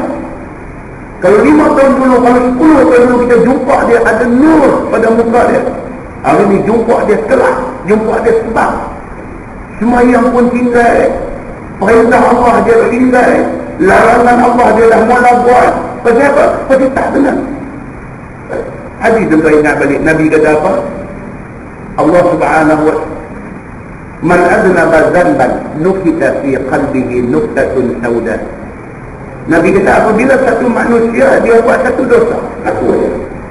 Man aznaba dhanban, barang siapa dia buat satu dosa, nukita fi qalbihi nuktatun sauda, dititik dalam hatinya satu titik hitam. Fa in taba suqila qalbuhu. Nabi kata kalau lepas itu dia bertaubat, dia kata, oh aku silap dah, aku buat benda ni, astagfirullahaladzim, aku tak patut buat benda ni. Sukilah qalbuh, Allah padam balik titik hitam dia. Tapi kalau sekiranya manusia tu dia buat satu dosa, Allah titik satu titik hitam hitam dalam hati dia. Dia tak bertaubat. Pasal apa? Pasal dia tak mendengar nasihat-nasihat yang boleh membawa dia kepada taubat. Zada zalik, Nabi kata, maka bertambah titik hitam itu di dalam hati dia, hatta yaswaddal qalbu kulluh, sehinggalah hati dia menjadi hitam pekat semua sekali. Wal'iyadu billah. Ini kita kata tujuan main mengaji. Bila duduk kita dengar satu ayat Quran, bila kita dengar satu hadis, dia bergigit juga di hati kita ni, bergigit. Rasa sungai itu ada juga. Teringat juga dosa-dosa kita, teringat juga kesalahan kita, berasa juga macam aku ni telanjur banyak ni. Itu kebaikan apabila kita dengar tazkirah. Bila kita meninggalkan tazkirah, peringatan, kelas pengajian, Quran, hadis dan sebagainya, kita jadi macam wah putih tali. Kita tak tahu nak jatuh di mana. Mungkin kita sangkut di atas pokok besar, mungkin kita jatuh dalam bendang, mungkin kita terlepas di ke laut luas, tak tahu ke mana wah tu nanti nak pergi. Ini akibat apabila kita meninggalkan peringatan daripada Allah, Quran dan hadis Nabi sallallahu alaihi wasallam. Maka Nabi sallallahu alaihi wasallam pesan benda ini. Apabila jadi macam ni, Allah Subhanahu wa taala akan jadikan yang paling rosak musnah semua sekali. Wa yudillullahu zalimin, dan menyesat Allah akan segala kafir. Daripada jawapan tadi tak boleh jawab, dan kata mereka itu la adri, kami tak kenal Muhammad ni siapa. Wa yaf'alullahu ma yasha, dan memperbuat Allah bala yang dikehendaki daripada tetap setengah dan juga menyesat setengah, tiada i'tiraf atasnya. Firman Allah, alam tara ila allazina badalu ni'matallahi kufra wa ahallu qaumahum daral bawar jahannam. Tiadakah engkau lihat kepada segala orang yang tukar nikmat Allah jadi kufur? Ada manusia, Tuhan bagi nikmat dekat dia, nikmat apa juga? Nikmat sehat. Tuhan bagi dia sehat, dia pergi berzina. Allah bagi dekat dia satu nikmat, sepatutnya dia syukur nikmat yang Tuhan bagi. Dan Tuhan bagi nikmat, dia sapu nikmat tu, dia kufur dengan Tuhan. Dia pergi berzina, dia pergi berjudi, dia pergi buat benda yang Tuhan larang. Allah bagi dia RM2 kaya, dia guna RM2 pergi buat dosa.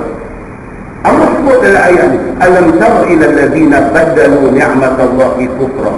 Tidakkah kamu lihat orang yang tukar nikmat Allah itu jadi kufur?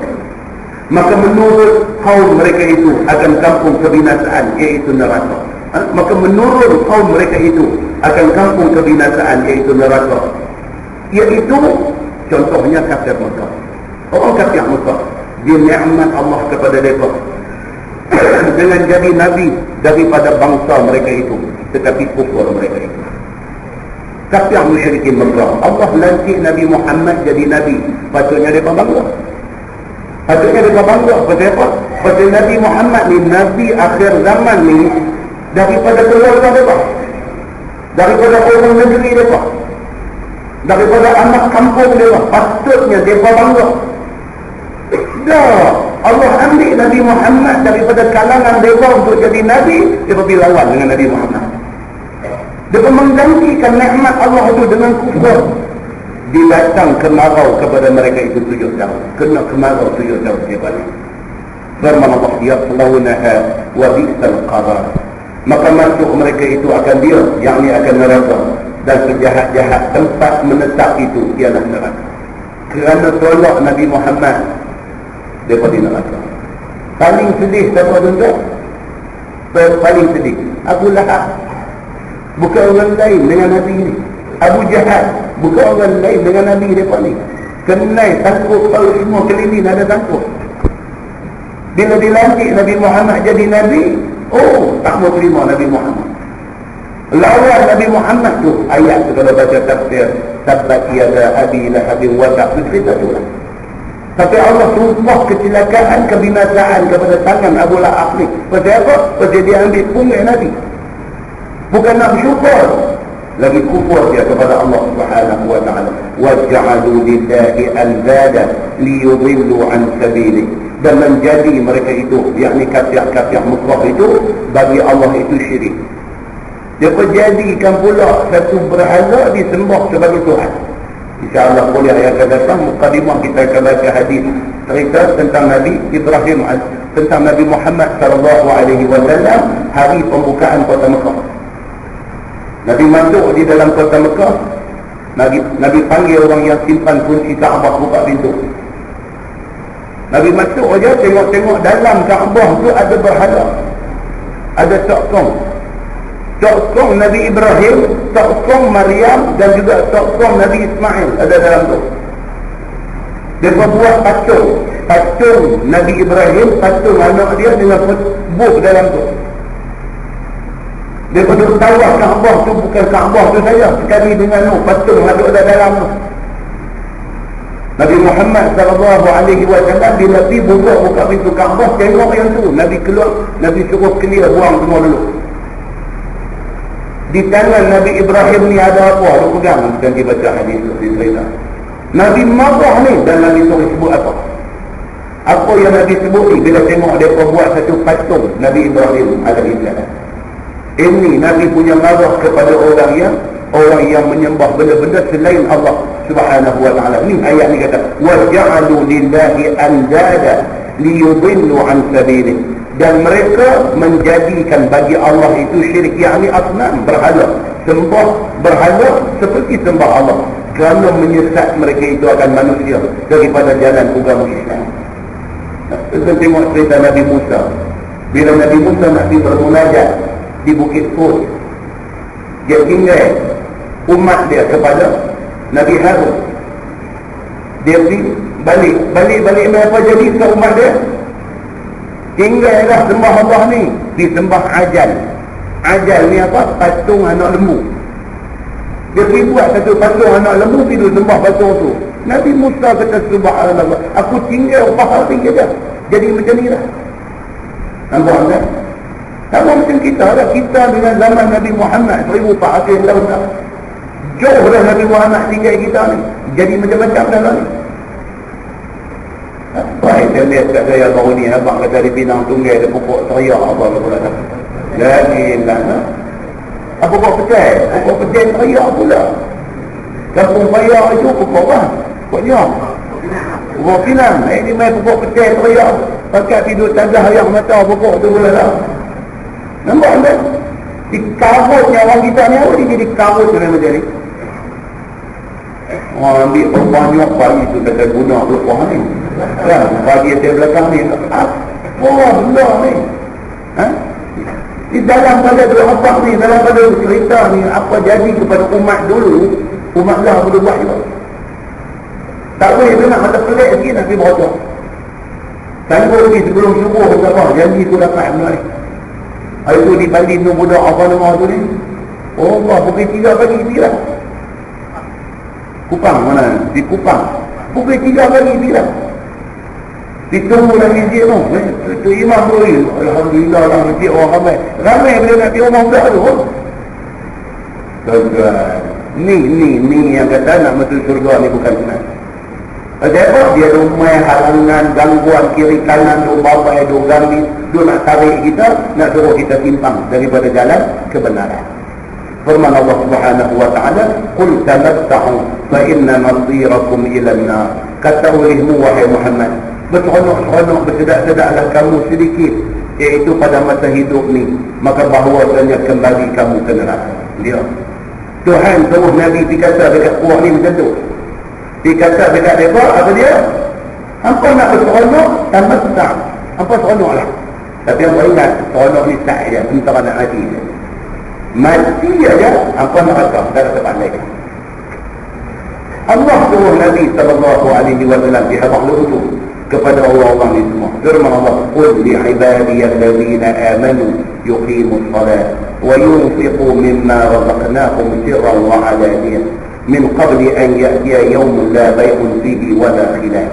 Kata olehmu wahai Muhammad bagi segala hamba-Ku yang beriman, dirikanlah mereka itu akan sembahyang 5 waktu, menafkahkanlah mereka itu akan zakat barang yang kami rezeki kepada mereka itu, iaitu sedekah sama ada tersembunyi ataupun nyata. Allah suruh Nabi Muhammad ni dihadap dekat manusia ni, apa pergi buat benda ni, nak jaga iman apa, nak jaga agama apa, nak jaga Islam apa buat benda ni. Apa dia? Semayang, jangan tinggal. Itu nombor 1.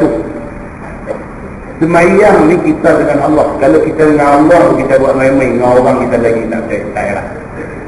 Semayang tu bagi elok dia kata, wa yunfiqu mimma razaqnakum sirran wa alaniyah. Tuhan bagi dekat kita rezeki sikit, bagi balik untuk agama.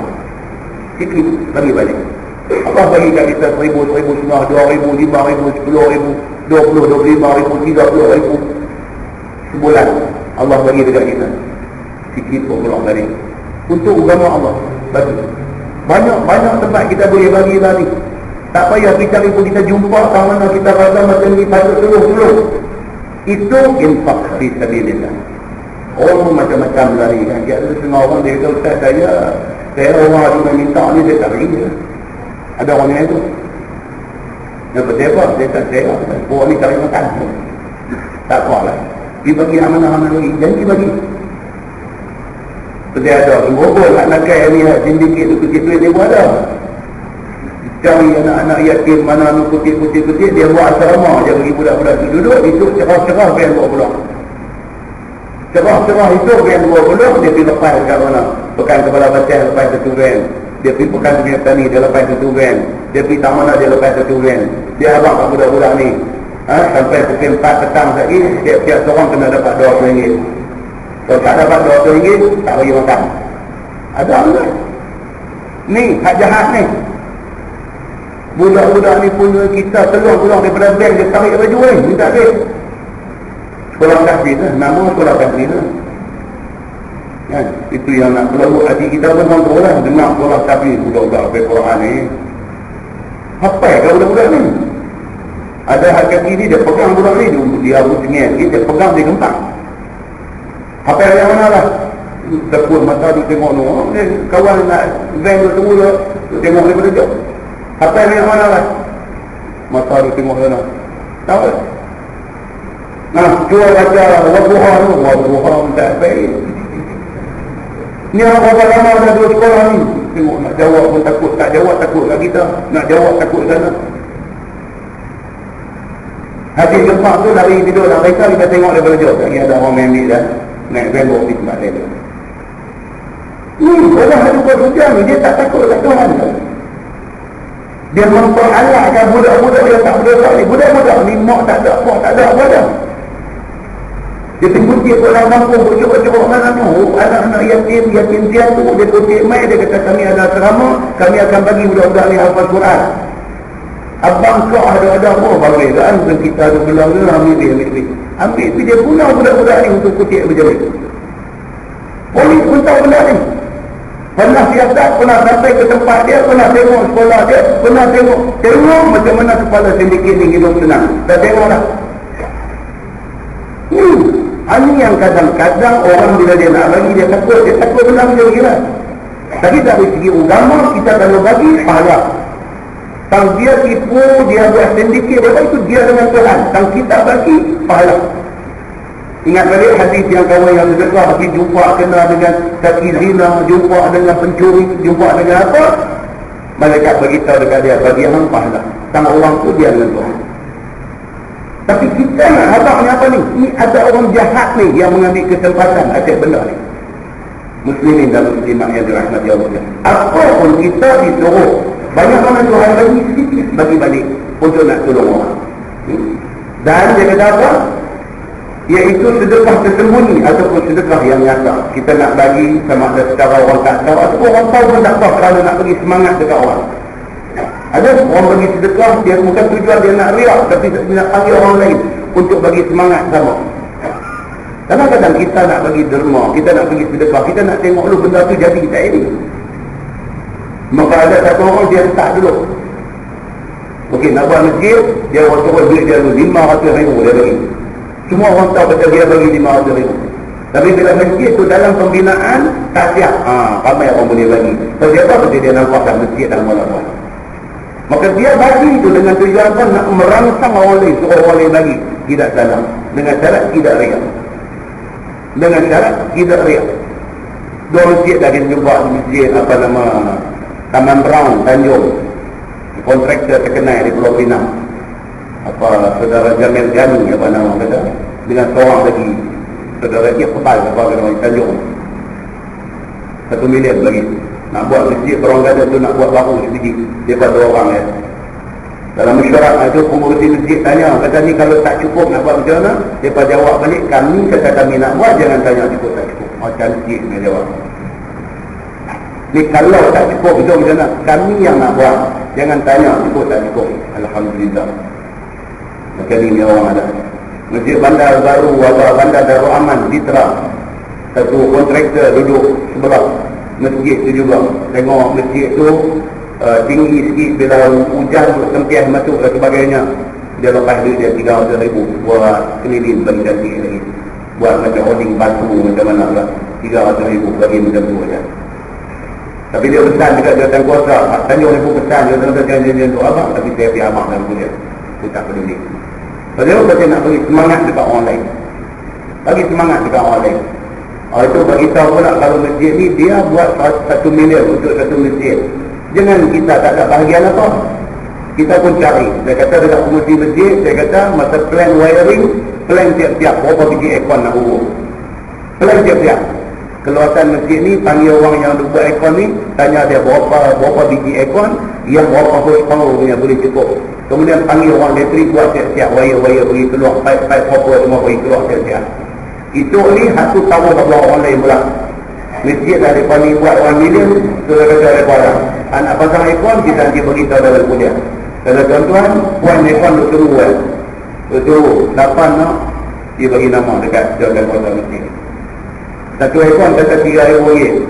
Kalau seorang tak boleh lepas, pakat 3 orang, bagi seorang RM1,000. Pakat 6 orang, bagi seorang RM500. Pakat 12 orang, bagi seorang RM250. Satu aircon kan, kita pun tahu yang tu aku ada bagi. Dan tengok iklan apa nama pelaburan harta apa tu, Maybank tu, masjid tu duduk satu tiang apa tu, guard main tanya dia, masjid apa hal masjid? Tak ada apa saja, main tengok ni bangunan saya dia kata. Terkejut. Bangunan masjid dia kata lagi pada bunga ubah ni dalam. Obatnya apa? Pelaburan hartanah. Dia tu 50 miliar. Bangunan tu Allah 20 juta. Tapi dia ada 50 dalam tu. Maka dia berhak upah penyumbang tu. Ya, contoh tu. Ya, nak abang dia ada dalam tu. Dia ada dalam tu. Ya, dalam bangunan tu dia ada cek. Dalam bangunan tu dia ada sahamnya. Jadi saya kata dekat masjid tu, buat poin ekon dia. Tak apa, itu kita beritahu. Ada dah, tengok macam kita kata tadi, kalau sedikit 3,000 dia tak ada lepas. Cari berapa orang, cari tak cukup, bagi ramai. Ada seorang kau 50 sudah, pak macam on ekon tu bila orang ngaji, pahala tu jalan dekat dia.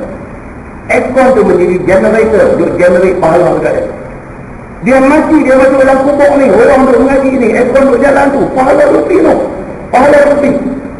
Atau sadaqatin jariyatin, ataupun sedekah jariah yang pahala tak putih walaupun dia sudah mati.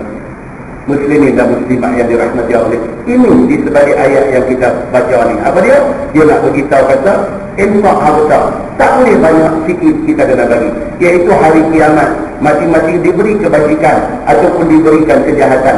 Dia ada di sana bersulung-sulung daripada sedekah ataupun jual beli. Dia nak beritahu hari kiamat tuan-tuan. Dia kata mahsyar itu unsur duit tak mengambil tempat. Atas dunia kita boleh main duit.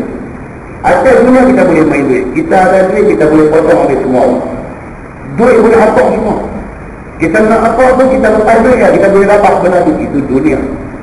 Akhirat itu Tuhan kata apa? La bay'un fihi.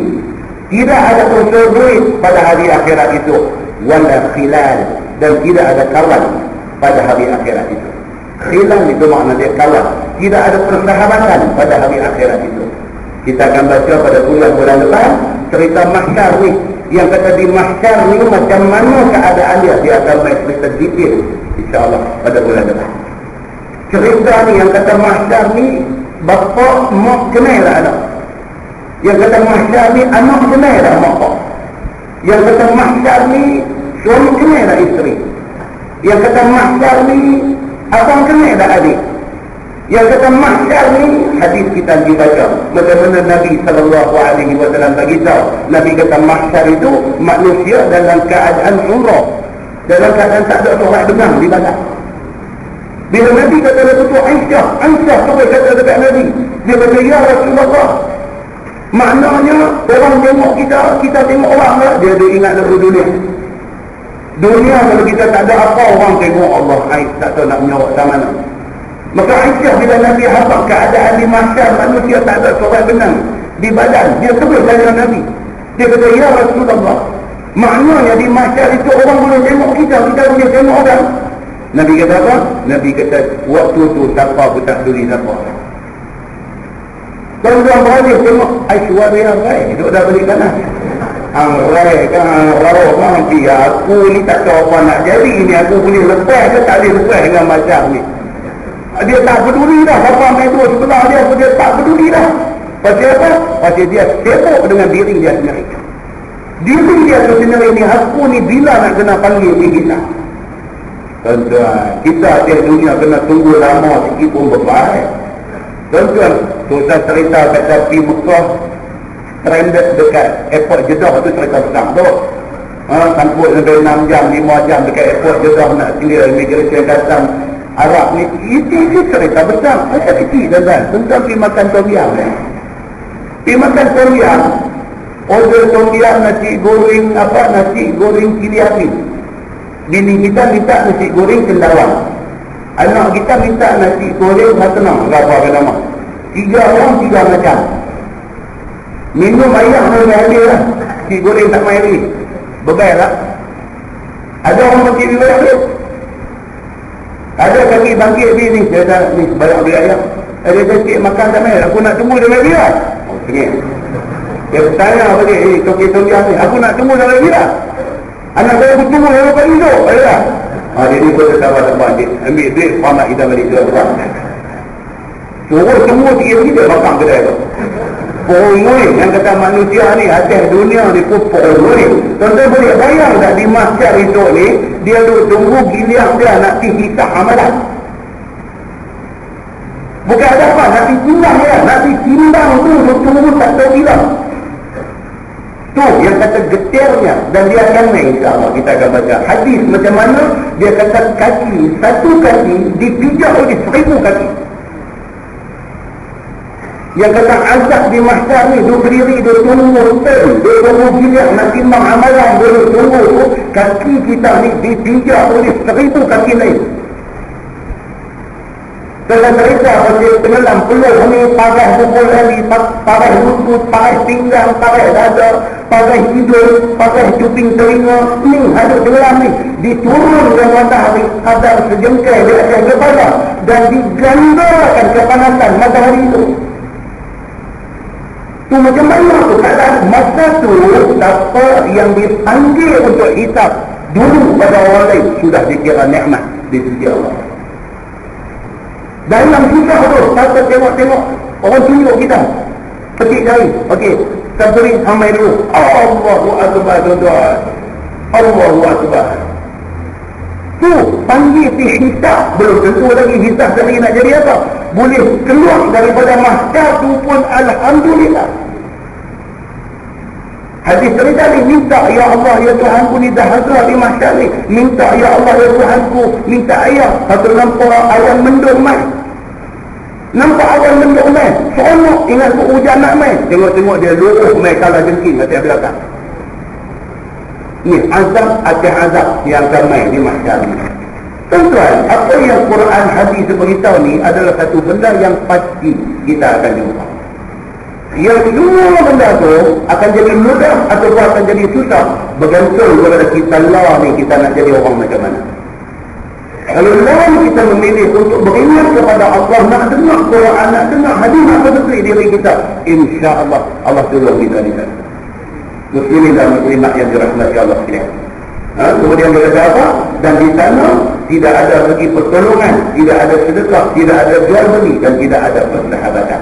Nah, wallahu a'lam. Lepas ini kita baca Allahul ladzi khalaqas samawati wal ardh wa anzala minas samaa'i ma'an fa akhraja bihi minas thamarati rizqan lakum wa sakhkhara lakumul fulk litajriya fil bahri bi amri. Lepas ini dia akan main cerita nikmat yang Allah bagi kepada hamba-Nya. Nikmat yang Allah bagi kepada hamba-Nya.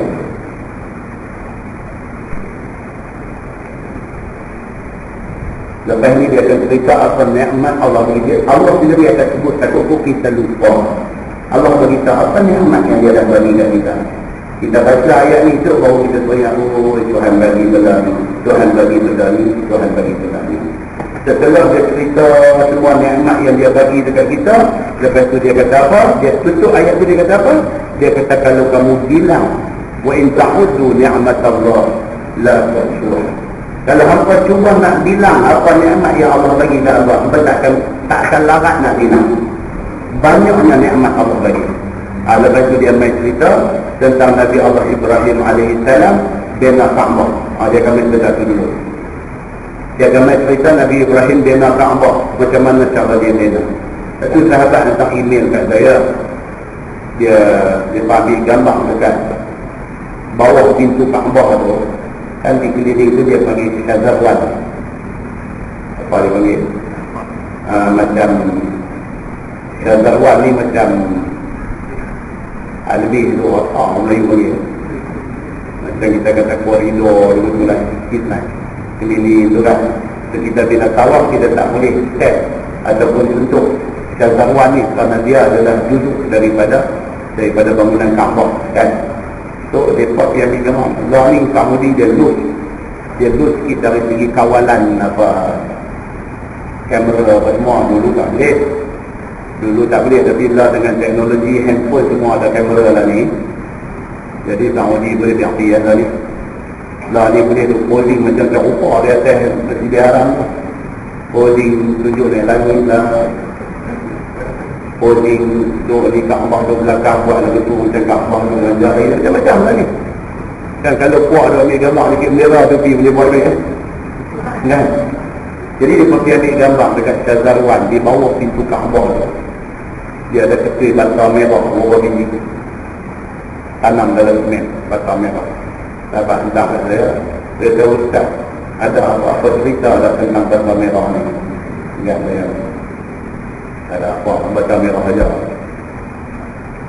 Bukan semua benda yang ada di Kaabah tu ada cerita yang pelik-pelik, ada kan. Dia yang pentingnya apa dia? Abdi diri kita kepada Allah. Itu yang utama. Jangan hidup mereka pelik-pelik. Karena tu dia nak jadi kabur marut. Hidup roket, hidup lagi di Kaabah ni kan. Kena time dia kena hujan polis Saudi dia ditutup tu laluan masuk ke Hijir Ismail dia ditutup. Sebab kalau tak tutup tu masuk hidup bawah pancuk emas tu duduk gencok duduk apa ayam nak turun daripada pancuk tu dekat Hijir Ismail tu turun lantai ni duduk bawah botol ni terus hidup tu nak bintah tu macam tu punya keadaan. Mereka tak ada apa benda yang ada keistimewaan Allah akan sebut. Tak ada dalam hadis Nabi akan beritahu. Kalau tak ada Al-Quran dalam hadis, tak ada hidup mereka macam-macam. Okay? Maqam Ibrahim itu ada cerita dia. Ayat yang akan datang kita akan baca. Maqam Ibrahim beberapa kali disebut dalam Quran. Kan? Apa cerita dia? Ayat yang akan datang insya-Allah. Dia akan cerita tentang Nabi Ibrahim. Wa idh qala Ibrahim rabbi ja'al hadzal balada aminan. Nabi Ibrahim ada minta Allah beberapa doa, 6 benda dia minta kepada Allah. Permintaan pertama dia apa dia? Dia kata ya Allah jadikanlah Mekah ni baladan aminan, satu negeri yang aman. Allah Subhanahu wa taala jawab permintaan dia. Dalam Quran dia sebut inna awwala baitin wudi'a lin-nas lalladzi bi Makkah mubarakan. Ayat tu Allah terima permintaan Nabi Ibrahim ni, wa man dakhalahu kana amina. Setelah kita siapa masuk dalam Mekah maka dia mendapat keamanan. Tu hak Nabi Ibrahim minta. Apa lagi yang Nabi Ibrahim minta? InsyaAllah kita akan baca dalam kuliah-kuliah depan. Sekali dengan dia nak cerita sikit tentang sejarah Kaabah. Sejarah Kaabah kan sebahagian kita dah cerita dah dulu ni. Kaabah ni siapa pergi haji 2-3 kali dah, umrah 5-6 kali dah pun dia pun tak tahu rupanya Kaabah ada tu dah runtuh dah bina berapa kali dia pun tak tahu. Dia ingat tu lah Kaabah yang Nabi Ibrahim buat. Berapa kali orang, berapa kali dina, berapa kali sampai tak ada apa dah. Dia nak lain balik pun tak jadi dekat Kaabah. Dia nak apa? Dia nak apa? Kita bukan sembah Kaabah. Kalau kita pun tak faham yang tu tuan-tuan, main orang bukan Islam, main challenge kita apa? Ada orang Islam main rumah aja, dia kata, what's the difference between you all Muslim and kami? Apa yang kami buat? Kami sembah berhala patung. Apa sembah Kaabah? Tak apa. Dia nak kata begitu. Dia nak jawab kalau kita pun tak tahu. Tak takut kita hidup baru pada orang okey. Apa kita ni? Kacau lah. Kita bukan sembah Kaabah. Kalau ditakdirkan orang cungkir Kaabah tu, buat bubur di New York, kita semayang nak menghadap mana? Kita semayang nak menghadap mana? Quran kata fawallu wajhaka syatral masjidil haram. Hadapkan muka kamu ke arah Masjidil Haram. Kaabah tu pada congkir roti delay pun kita menghadap ke arah Masjidil Haram. Pada apa? Pada itu bukti kita bukan sembah Kaabah tu. Kaabah itu satu rumah Allah, Baitullah. Allah sebut dalam Quran. Inna awwala baitin. Inilah awal-awal rumah. Rumah apa? Rumah Allah. Yang dibina untuk dijadikan simbol menghadap orang Islam satu dunia. Nak tunjuk kata orang Islam ni satu arah. Mana duduk pun ke situ. Simbol. Bukan bangunan itu yang kita nak pergi urut dinding dia. Bukan bangunan itu yang kita duduk sembah minta sesuatu kat dia. Kita minta dekat Allah. Anda baca dalam inna a'tayna kal kautsar fasalli li rabbika wanhar. Ini apa? Bukan ayat yang kita Rabb hadzal bait surah bukan inna a'tayna. Yang kata Rabb hadzal bait, dan dia sebut kata Rabb hadzal bait, Tuhan rumah ini. Kita bukan sembah rumah ni, kita sembah Rabb hadzal bait. Kita sembah Tuhan rumah ini. Kenapa faham yang tu? Kalau kita sembah Kaabah tu, mereka kata kami pun sembah tokong kami. Sama macam apa sembah Kaabah tu. Sama aja, sembah objek. Dia kata, oh no. Kita sembah Allah. Rabb hadzal bait, Tuhan rumah ini yang kita sembah. Bukan rumah tu yang kita sembah. Sebab Sayyidina Umar Al-Khattab radhiyallahu anhu, dia sebelum dia kucuk Hajar-Aswad, dia kata apa? Dia kata demi Allah, dia kata kalau tidak kerana aku tengok Nabi kucuk engkau, aku tidak akan kucuk engkau. Bagi dia tak ada apa ni semua, bagi dia Allah ada Tuhan. Tapi kerana aku tengok Nabi kucuk engkau, maka benda ni menjadi sunnah, maka aku kucuk engkau. Jangan kita jadi satu. Bila kita faham begitu, mulalah kita pergi buat haji. Budak-budak Indonesia main dunia ke lembu Kaabah kali, tapi kita nak pergi. Pasal apa? Pasal kita tak faham.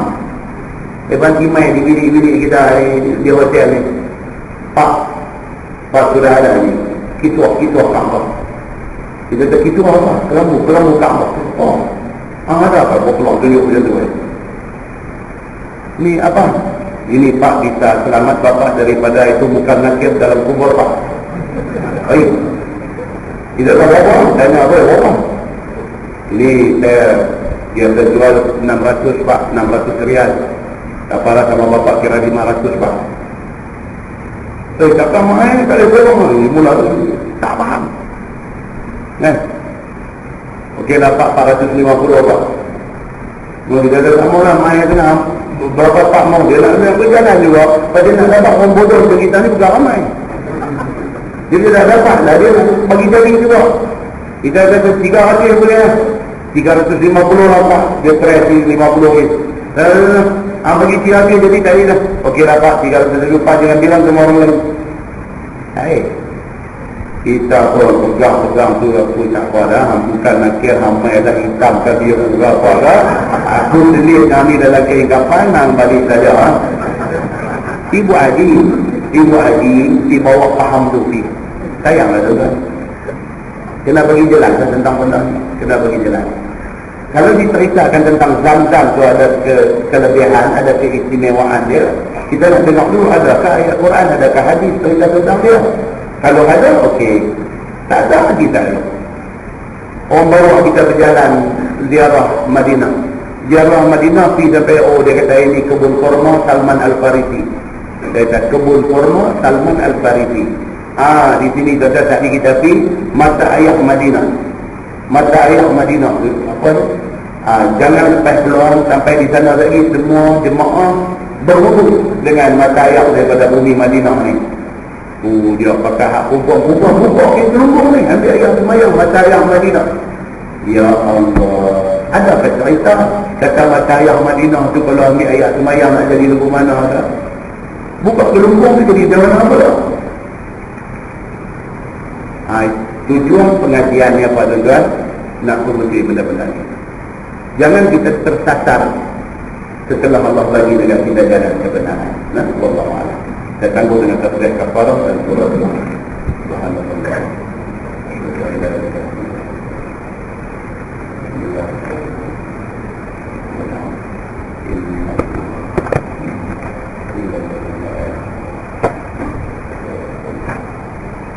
اللهم صل على محمد الأولين والآخرين وسلم رضي الله تبارك وتعالى عن سادتنا وحبيبنا رسول الله أجمعين.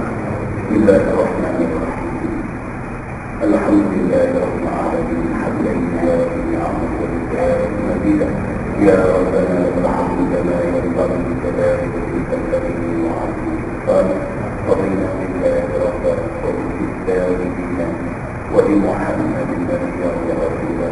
اللهم افتح علينا بسوء العارفين وارزقنا فهم النبيين بجاه خاتم المرسلين. اللهم